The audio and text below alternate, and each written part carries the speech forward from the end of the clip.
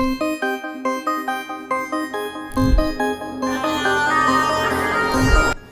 কেমন আছেন আপনারা প্রত্যেকজন? আশা করি সবাই প্রত্যেকেই ভালো আছেন।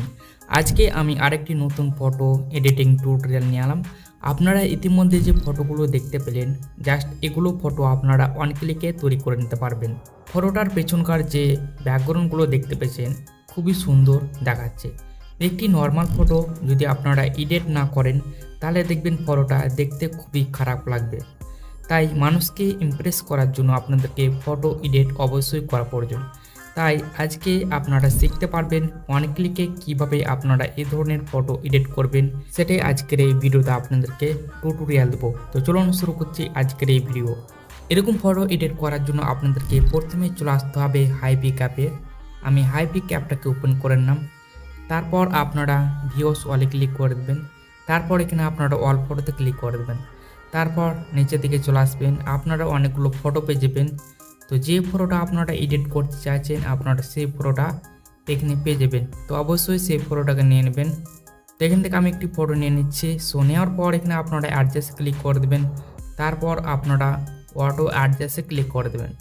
এখান থেকে আপনারা অটোমেটিক্যালি সেই ফটোটাকে অ্যাডজাস্ট করে নিতে পারবেন। তারপর চলে আসবেন আপনারা ইনহ্যান্স স্পেসে। এখানে আপনারা ইনহ্যান্স স্পেসটা আপনারা অন করে নেবেন, এটা অফ থাকবে। তারপর চলে আসবেন আপনারা গ্রুপ অপশনে ক্লিক করে দেবেন। তারপর ফটোটাকে আপনারা গ্রুপ করে নেবেন। এখান থেকে আমি ফটোটাকে গ্রুপ করে নিচ্ছি। যতটুকু পর্যন্ত আপনারা গ্রুপ করে নেবেন। তারপর এআই এক্সপ্যান্ডে ক্লিক করে দেবেন। তারপর এখানে আপনারা অ্যাপসেট রেশিও সিলেক্ট করবেন। আমি এখানে 2.3x সিলেক্ট করলাম। তারপর বক্সে ক্লিক করে দেবো।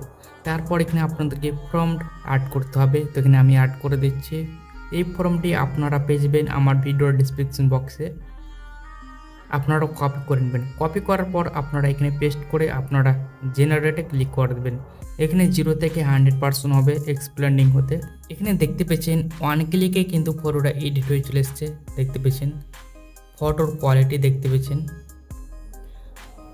পিছনে পাহাড়, জঙ্গল, আগা দিকে ফুল, যেটা আপনাদের পছন্দ হবে আপনারা সেটা সিলেক্ট করবেন। তারপর এখানে আপনারা অ্যাপ্লাইতে ক্লিক করে দেবেন। তারপর রাইট জোন ক্লিক করে দেবেন। তারপর চলে আসবেন আপনারা আবার ইনহ্যান্স স্পেসে, এটা আবারও অন করে দেবেন যাতে আপনার ফেসটা ক্লিয়ার থাকে। তারপর এই ফটোটাকে সেভ করে নেবেন। সেভ করার জন্য অ্যারো অপশানে ক্লিক করে দেবেন, দেখবেন সেভ হয়ে গেছে।